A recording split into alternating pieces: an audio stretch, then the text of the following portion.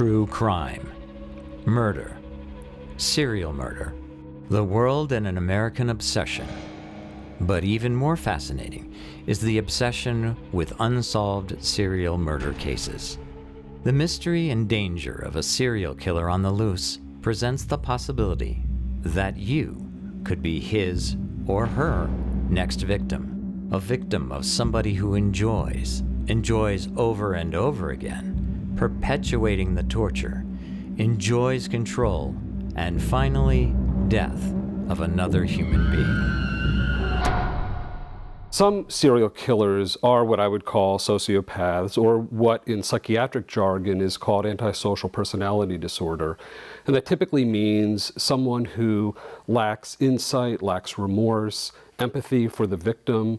Someone who is diagnosed as a psychopath is typically someone who is not troubled by the murder, or at least on the face of it, doesn't appear to be troubled by the murder. However, with unsolved serial killer cases, true crime sleuths, particularly women, have focused on bringing the evil perpetrators of these murders to justice. Women, I think, because we're generally smaller than men and more vulnerable, I think we're more afraid of it, more afraid of serial killers. And we think there's a tendency to think of serial killers as being sadists. And there certainly are those like Ted Bundy, but although they're not all sadists. That women feel particularly threatened by. And one way to deal with your fear is to learn about something. It's not like a death from an airplane crash or some incurable disease, but from an evil pulse that beats within each of us. When you see how evil society and mankind can truly be, you realize how unsafe we all are. And when you look at these cases, they're so unique in their manifestations of where they happen and why they happen. It could truly happen to anybody. And so society is riveted by that idea. Just like anyone can win the lottery, anyone can be killed by a serial killer. How many of these wicked murderers are there among us? Just in the United States alone, there are over 300 active serial killers right now that are 18-wheeler drivers. That's it. Aside from the rest of the population, there are 300 to 500 active serial killers that are big rig drivers. So beyond that, you have to assume the rest of the population, there's at least twice that many, and we're talking active, not even former serial killers. So my guess would be anywhere from 600 to 1,000 active serial killers in the United States alone right now. And when it comes to unsolved serial killers around the globe, I mean, you're talking in the thousands. In this series, we will focus on bringing to light unknown killers who have gotten away with serial murder.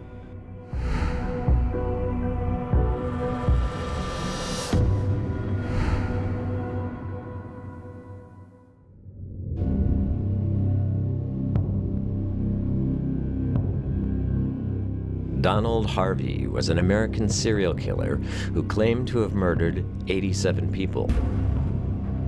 Charles Edmund Cullen is another American serial killer who confessed to murdering up to 40 people. Kristen Heather Gilbert took the lives of 4 people. A British physician, Harold Frederick Shipman, murdered about 250 of his patients. These supposed angels of mercy are just a few of the more famous healthcare workers implicated in serial murder. A recent 21st century study of healthcare workers' serial killers found that nursing personnel convicted of serial murder comprised 86% of the healthcare providers prosecuted. Physicians, 12%, and 2% were allied health professionals. In fact, the number of patient deaths that resulted in a murder conviction were put at 317, and the number of suspicious patient deaths attributed to the 54 healthcare givers convicted was a whopping 2,113 patients. These are just the convicted healthcare workers. but most of the healthcare serial murderers are never caught. For example, people go to a hospital to have their tonsils removed and end up dead. Hiring practices must shift away from preventing wrongful discharge or denial of employment lawsuits to protecting patients from employees who kill. What matters is one operating in my jurisdiction. You know, that's what matters. Am I at risk of a serial killer in my local hospital? In fact, we had one in our local hospital. Charles Cullen was right here in the Lehigh Valley in at least 3 of these hospitals killing patients. That's what matters to me. I think there were 10 different institutions in 16 years where he killed. So he was a pretty prolific healthcare serial killer. He admired Donald Harvey, who was another, a very, even more prolific healthcare serial killer nurse.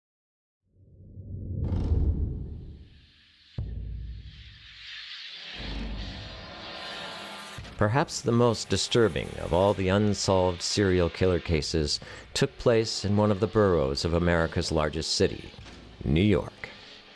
Harlem in the early 70s was not a great place to live. An exodus of residents has left behind the poor, the uneducated, and the unemployed. Many children lived on the streets. In addition, this part of New York City had been rocked by urban race riots. The community had one of the highest crime rates in the country. But no crime was as horrendous as that perpetrated by a pedophile serial killer. By a pedophile serial killer that haunted the tenement buildings of Harlem.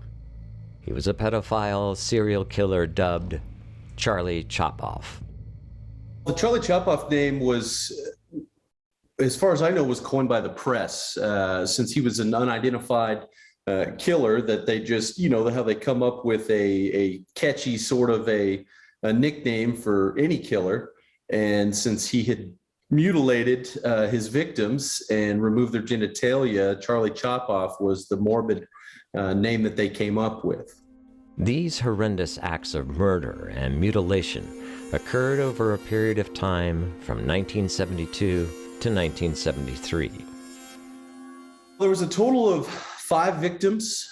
4 were murdered, and 1 was an assault and mutilation case where the boy actually survived. The first victim, his name was Douglas Owens. He was 8 years old. He was stabbed a total of 38 times in his neck and his chest.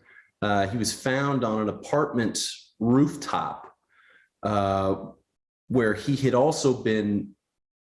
been sliced, his genitalia had been sliced so severely that his penis was hanging on by one single bloody flap of skin.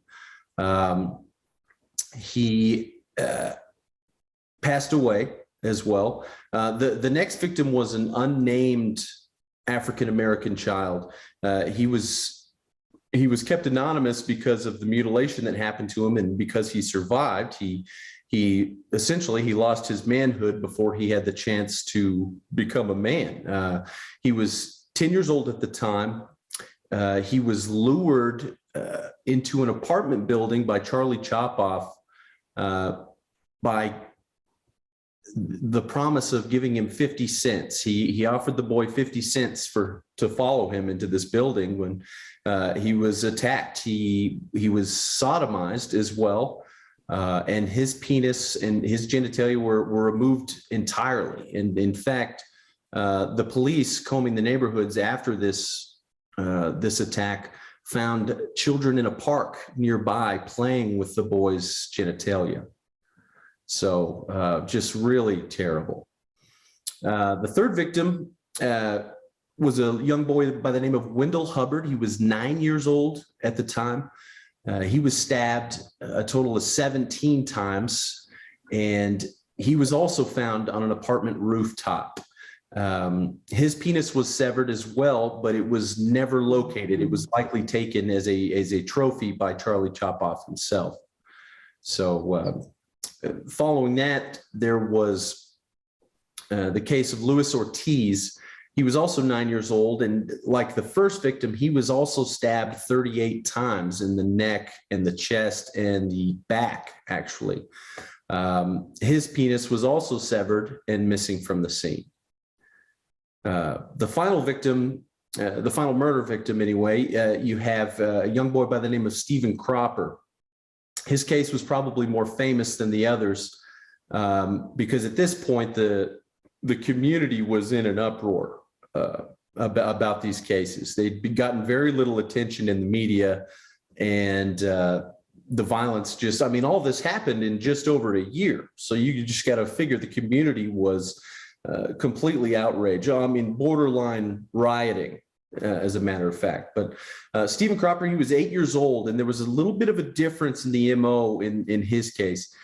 Instead of being stabbed, he was sliced with a razor blade. When they found him, his shirt had been pulled up, his pants were pulled down, but his genitalia were not removed. He was not assaulted in any way. And his cause of death was actually blood loss from a razor slice in his arm. So at the time, the police actually considered the idea that perhaps there was a second killer involved, but then they went back on that and realized that the odds that there was another similar killer targeting young African-American males was highly unlikely. So they essentially assumed that this was the same killer, the same Charlie Chopoff that had committed the previous crimes. However, for the final killing, authorities had a prime suspect. He was a man by the name of Erno Soto. He was a Puerto Rican man. But was Soto responsible for the first 4 attacks and mutilations, not just that of Stephen Cropper? On the date of one of the murders, he was actually in a mental institute. He was on record as being physically in a mental institute during one of the murders. Additionally, the lone survivor, the unnamed African-American male that lived through this traumatizing event, he was brought in once Erno Soto became the prime suspect. He was brought in to pick out Erno in a lineup, and he could not do that. He did, however, pause at Erno Soto and say that he looked similar to his attacker. When Soto was brought into custody, he admitted killing Steve Cropper, but denied any involvement in the first 4 brutal murders. However, as soon as he was held in custody, the mutilations and the murders stopped. So whether that's by coincidence or happenstance, however you want to put it, it's difficult to say, but it is a glaring red flag.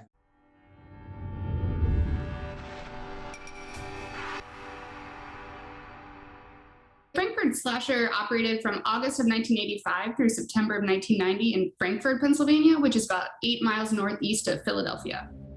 Frankford, Pennsylvania, was once a wealthy town, but by the time the serial killer took his first victim, it had turned into a slum inhabited by mostly addicts, prostitutes, and struggling businesses. It was in a railroad yard that the serial killer's first victim was found on August 26, 1985. Helen Patton's body was half naked and laid out in a pose. She had been stabbed 47 times, exposing her organs. More were to come. The Frankford slasher had 8 victims, all of whom were women. Many were locals at bars in the area. A couple went to a bar called the Golden Bar that people called Goldies. Many were over the age of 50, with the exception of 2 of the victims, one of whom was 28 and one was 30. There wasn't sort of an attention paid to race or ethnicity in the police reports that I read. I would have to imagine that a majority of them are white, but I can't speak to that with accuracy. This case was most unusual in many ways, including where the victims' bodies were found. A majority were found unattended in public places. Many were naked when they were found kind of by folks in the neighborhood.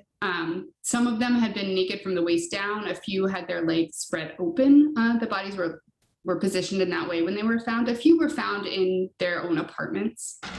The police came up with a sketch of the possible perpetrator derived from accounts of witnesses who saw a white man with a couple of the victims shortly before they were murdered. Murdered by massive stabbings, slashing wounds done with the knife. However, the motivation for the serial killer is still a mystery. Beyond sort of the gruesomeness of the stabbing, I don't know if that was gratifying to the individual or not, but it just seemed kind of that the opportunity was there for the killer and the victims, and that was seized many times in this 5-year period. The fact that the serial killer was never caught had a lasting negative impact on the community.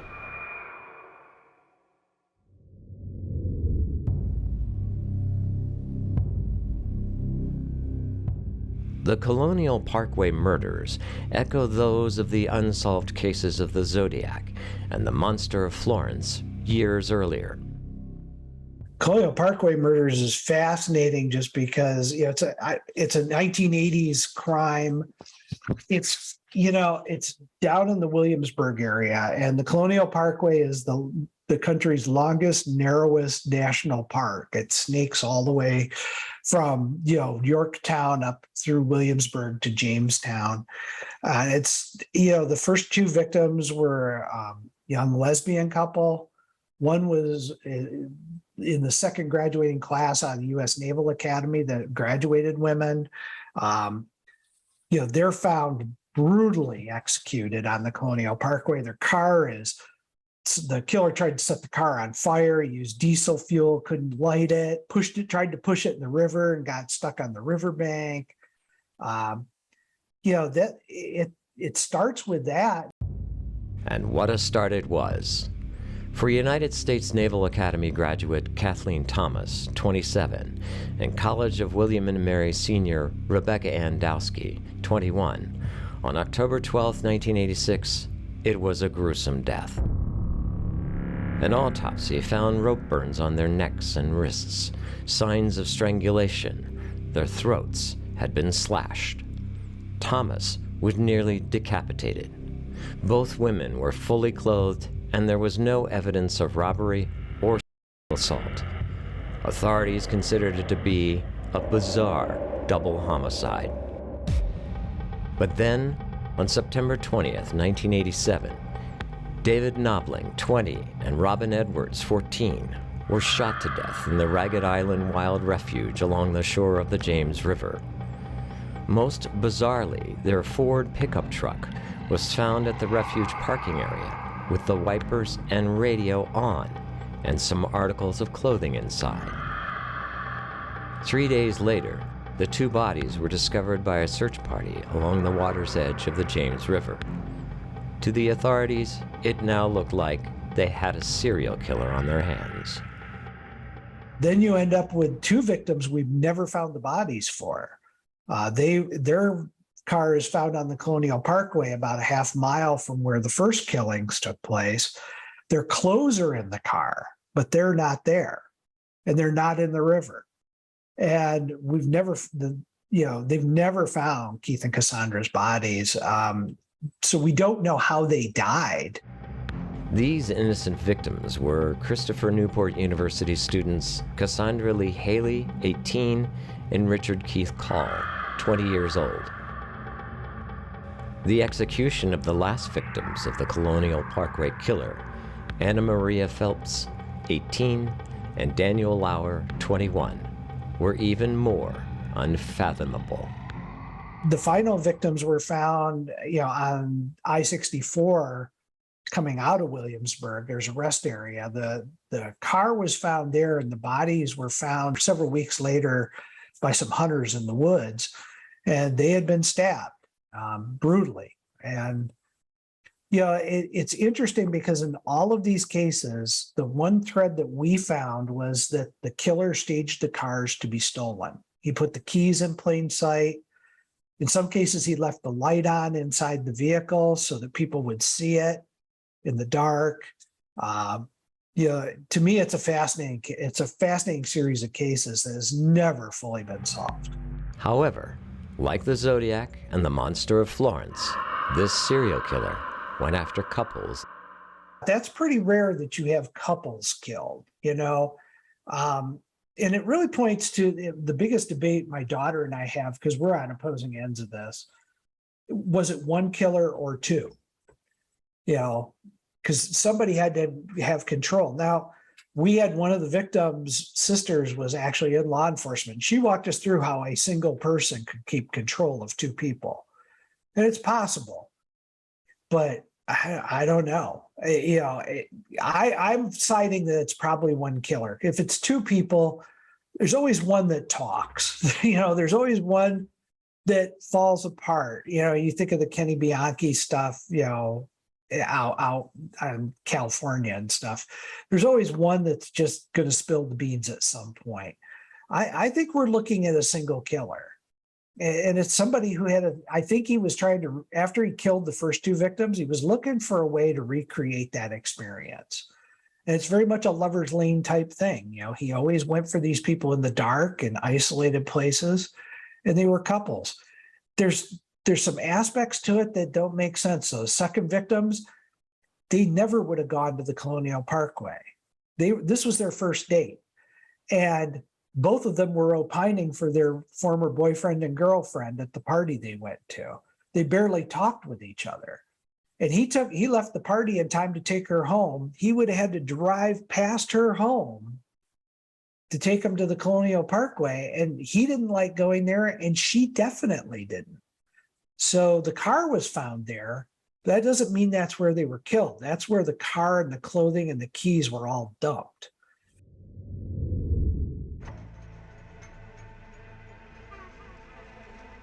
Between roughly March and April of 1988 and September of 1988, 11 women went missing from New Bedford. It wasn't until July that two of the victims were found, and it wasn't until September, October of 1988 that investigators in the greater New Bedford area realized that they had a serial killer there. South of Boston, New Bedford, Massachusetts, is a historic fishing community, a place of tightly knit families, a place where everybody knows everybody, the last place where the comfort and quiet safety were destroyed by a merciless serial killer. One of the main problems with the case is that the women were found weeks, months, and in one case, almost a year after they went missing. And one of the women who was found a few weeks after she went missing, it was very difficult to identify her because it was she was found in the summer. It was a very, very hot summer. So there was some issues with the body and the remains. All of the remains were considered quote unquote skeletal remains. Investigators believe two of the victims were strangled based on some evidence that was found at the scene. The other victims, they could not positively identify what the cause of death was, but based on some of the evidence that they had, they believe that all of the victims were strangled. There was no evidence of any type of mutilation. All the female victims' bodies were dumped along highways surrounding New Bedford. The victims were Robin L. Rhodes. She had a young child and was addicted to heroin and cocaine. Rochelle Clifford Dopiarella, 28, of Falmouth, Massachusetts. Her body was partially clothed, and she had been strangled. Deborah Lynn McConnell, 25, of Newport, Rhode Island, mother to one daughter. She was found nude with a bra around her neck. Deborah Medeiros, 30 years old, of Fall River, lived with her mother. Her cause of death is strangulation. She had a bra around her neck, and she was found only partially clad.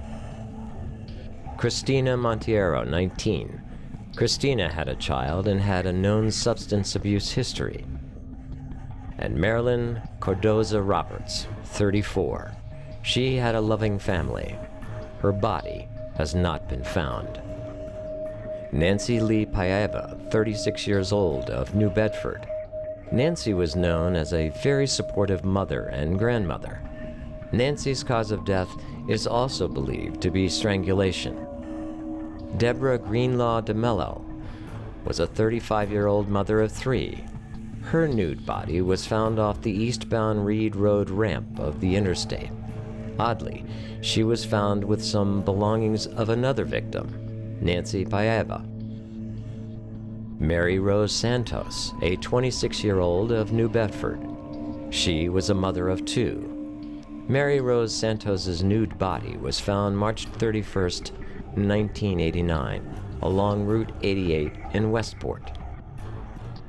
Sandra Botello, 24, a mother of 2 young sons, 4 and 6 years old. Her nude body was folded into a fetal position. Dawn Mendez, 25, was one of 10 children and was the mother of a 5-year-old boy. Her mother raised her son after her death. What's really sad about this case is that these were women who never got a chance to get over their addiction, who never got a chance to make amends to their families, who never got a chance to be the mothers that they always wanted to, because the heroin had really just grabbed them and just pulled them down. I call heroin the devil drug, and they really had a hard time getting out of its clutches. But I really think, based on their family support, eventually they would have been able to do that. This evil perpetrator could still be committing serial murders somewhere in the country.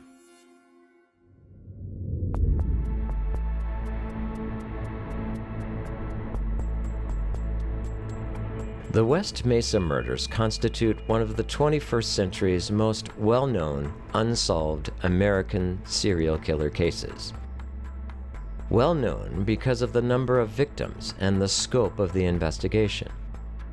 The story begins when, in 2001 and 2005, the bodies of 11 women were found buried in the desert on the West Mesa of Albuquerque, an open area scheduled for development. The first body was discovered in 2005. The victims were all Hispanic except for one black lady. They were all women who worked the streets, either drug pushers or prostitutes or both. They, when discovered, they were just skeletons. So the cause of death can't be established, but it wasn't shooting or stabbing. It wasn't a knife or a gun. Here are the names of the 11 victims. Monica Candelaria, 22. Doreen Marquez, 27. Victoria Chavez, 26. Veronica Romero, 27. Jamie Barella, 15. Evelyn Salazar, 23.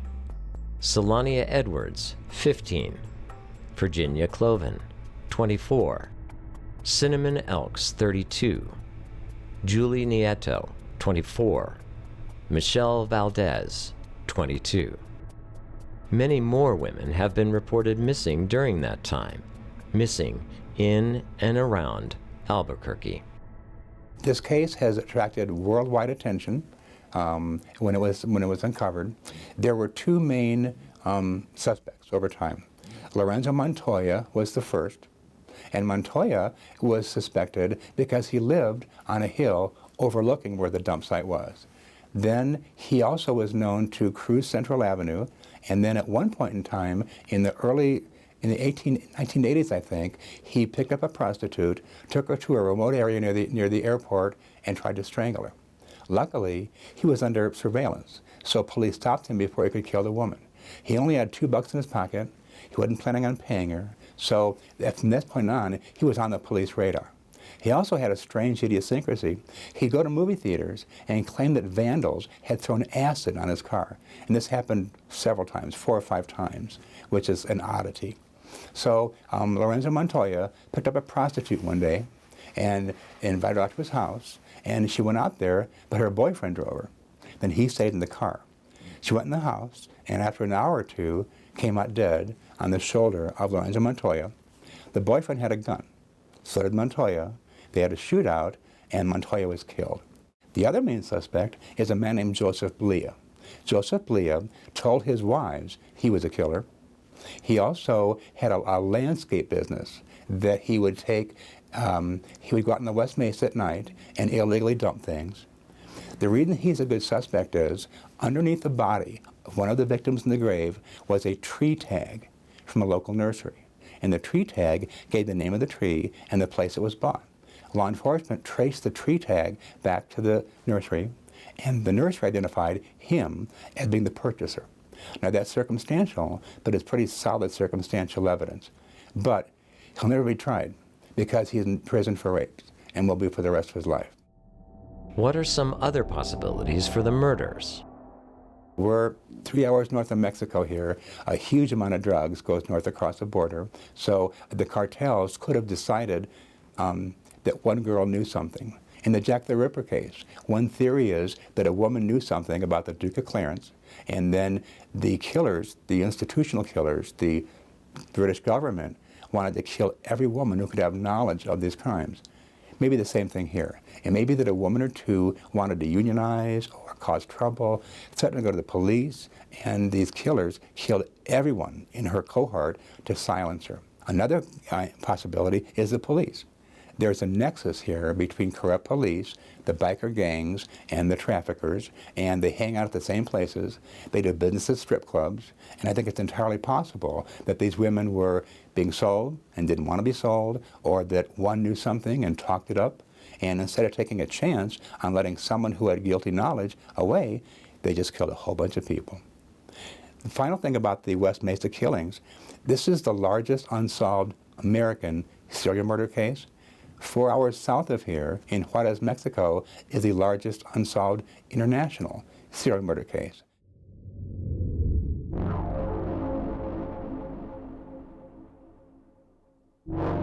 Since the late 1990s, an estimated 1,500 women and girls have disappeared in Juárez, Mexico, a place once dubbed the most dangerous city in the world. About 100 of these women turned out to be murder victims. Consequently, just across the border from El Paso, Texas, Juárez authorities feared it had 1 or 2 serial killers roaming its streets. The killers' victims were usually young, dark-haired women who worked in internationally owned factories or were students. They were beaten and killed by a variety of ways, such as strangulation, stabbing, bludgeoning, shooting, and even burning. Occasionally, the killer would mutilate or dismember their bodies, hence his nickname, the Juárez Ripper. For unspecified reasons, the killer took an interest in slashing his victims' breasts and biting them. At least 3 of the victims were from the U.S. So was this the devilish work of the same serial killer, or killers roaming across the border into New Mexico? In fact, it's not unusual to have 2 or more serial killers operating at the same time in the same territory. I think there must be a connection. Sigmund Freud said there's no such thing as a coincidence, and I agree with him. And I think the fact that the largest American case and the largest international case are 4 hours away on Interstate 15, I think that's too strong a coincidence to be a coincidence.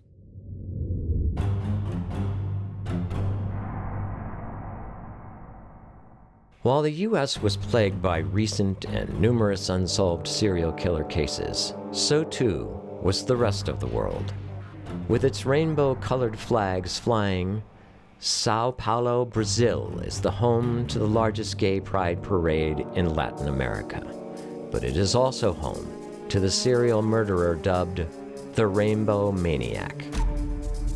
Often in conjunction with a gay pride parade, a nearby place called Pastoria Park became the scene for the serial murders of 13 gay men. A dozen of the victims were shot in the park, and another victim was clubbed in the head in a neighboring motel room. The crimes began on July 4th, 2007, and the last murder was committed on March 15th, 2009. The victimology was limited to gay men. They were all shot in the back of the head at close range, and then stripped of all their clothing. Then they were dumped in the undergrowth on the edge of the park.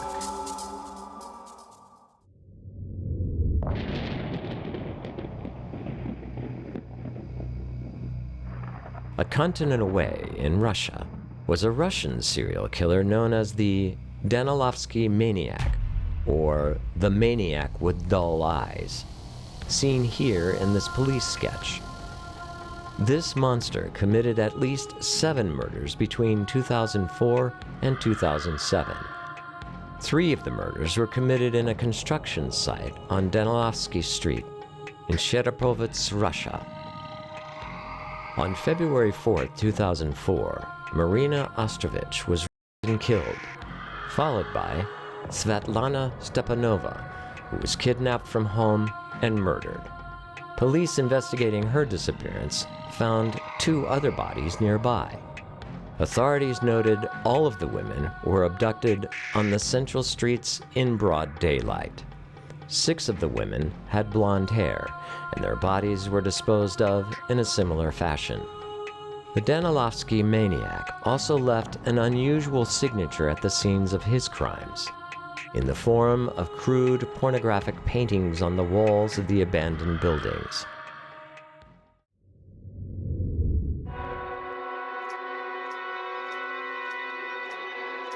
Then there is a most disturbing case known as the Butcher of Mons, Belgium, a serial killer who chopped up his victims and put them in plastic bags. The killings took place between 1990 and 2007. This case was truly international. The crimes began in Belgium, in Mons, Belgium, moved to the United States, and then went to Albania. So we have a truly international serial murder case situation. There was an eerie aspect to these crimes. No one knows exactly how many victims there were. They say between 8 and 12, and the reason is the bodies were cut into 1-foot-long parcels, packages. Then these body parts were wrapped in wrapping, then neatly tied at the top. Then several parts were put in a bigger bag and then neatly tied at the top. So when police found the bodies, they couldn't make identifications because the bodies were so separate. It was believed that a surgeon committed these crimes because of the precise nature of the dismemberment, until police found a log chopping machine that had circular blades 12 inches apart. So it's believed that this killer had access to these things. It is believed that this monster was quite brilliant in his own way. There was another interesting aspect. The place in Belgium where the bodies were left all had eerie kind of linguistic similarities. One body was dropped on the Bridge of Worry, another by the River Hate, another by a place where a famous Belgian cleric had been decapitated. So the killer was kind of playing mind games with the police. At one dump site, the word morte, death, was written in paint on a wall. So like many serial killers, this man communicated. For a short period of time, the Mons case was connected to the 1990 murder of a woman by Samal Tulia, a New York killer who chopped up a woman named Mary Beale and put her body parts in plastic bags similar to the ones found in Belgium. Today, he is no longer considered to be the Butcher of Mons.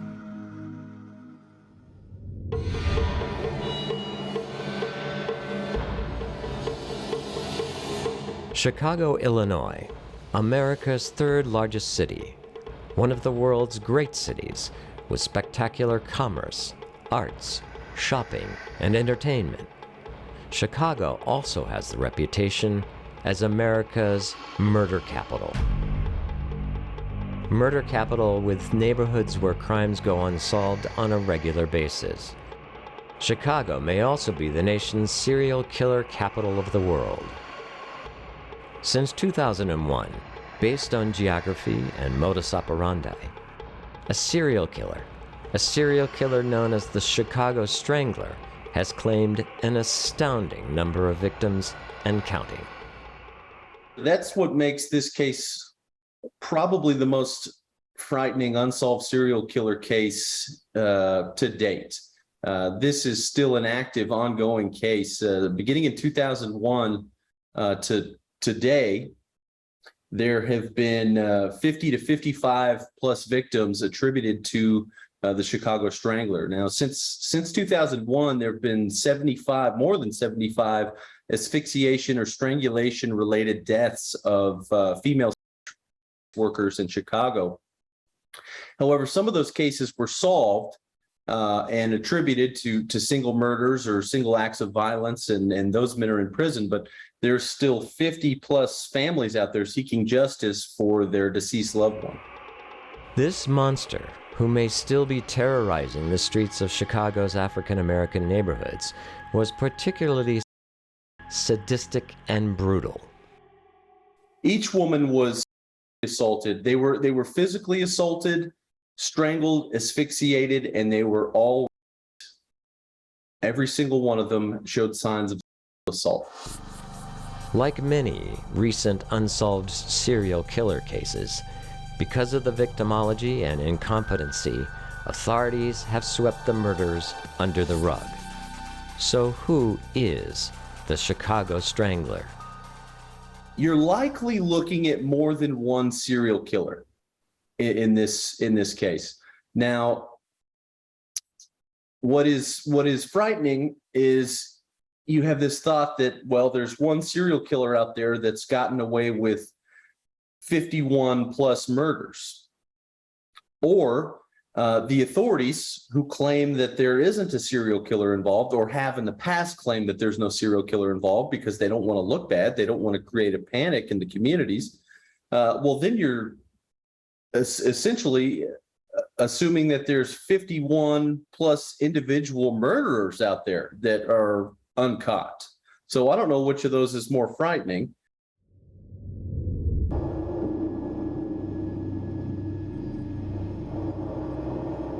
Another monster who is quite likely still perpetrating his evil deeds using the internet to escape capture, and in this particular case, finds his victims. A perpetrator who is known as the Long Island, New York serial killer, or the Craigslist serial killer. The Long Island serial killer is a killer who reigned terror over Suffolk County from 1996 until 2010. And because he's never been caught, there is no end date to this killer. The killer definitely had a variety of victims, but the majority of the victims that were found to be connected to him were workers who advertised themselves on Craigslist. However, there were two victims that did not fit that victimology as being female or workers, and that would be the toddler, the Jane Doe toddler that was between the ages of 16 and 24 months. She was the daughter of one of the other workers who were found. And the worker that was found, her daughter was found about 80 feet from her body, and they've never released a cause of death for the baby, but she may have just been a sad casualty of the mother's murder. The other victim that does not fit the victimology of the case is that of an Asian male, was dressed as a female and had a petite body. He also had some sort of muscular or skeletal disorder, which caused him to be very light in weight and possibly have a slightly hunched stature. Therefore, it's possible that the Asian male, as he was dressed in female clothing, was mistaken as female by the killer. At the time of the murders, prostitutes were using Craigslist to solicit their clients. Authorities have speculated that the serial killer reached out to his victims in New York City and then transported them alive or dead to Long Island, where he dumped their bodies in remote areas of Gilgo Beach. There are 10 official victims that are tied to the Long Island serial killer. 4 are called the Gilgo 4, and those are the 4 victims that were found in the same time frame. But of those 10, 8 of them share really distinct commonalities, and that's that they're young women working as workers who are small in stature. We're talking 5'5" and under, with many of the victims being 4'10" or 4'11" in height. Because the bodies were found in an extreme state of decay, even today, the number of victims have not been identified, including the lone male. There are indications that the killer mutilated many of the victims, but not the child nor the male. It is as if authorities don't care. That brings up a lot of concern about whether or not this case is actually being treated with the proper reverence. We have at least 9, possibly more, women who have lost their lives at the hands of this serial killer. And because of jurisdictional regulatory issues, police are not able to uncover the killer. We would like to thank the true crime sleuths who have devoted their time and energy to bringing to light many of the unsolved serial killer cases presented in this series. It is through their efforts to find justice for the many innocent victims of hundreds of serial killers who have gotten away with unspeakable murder. It is our hope that their efforts will inspire others to bring to light some of the other unsolved serial killer cases that point to life-sucking monsters living among us.